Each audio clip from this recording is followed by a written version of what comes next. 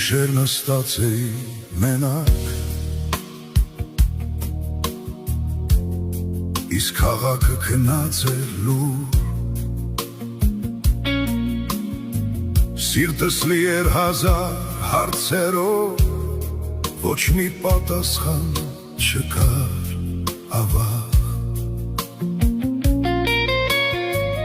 Հեռախոսս վերցրի ձեռքից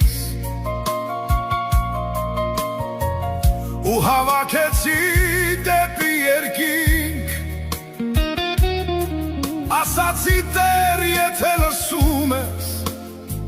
խնդրում եմ խոսիր ինձ հետ,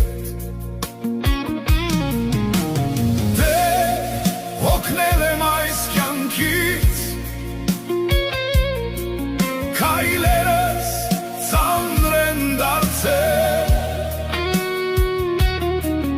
ուրիշները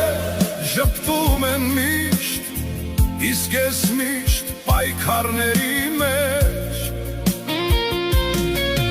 ինչու են ոմանք արևի տակ, իսկ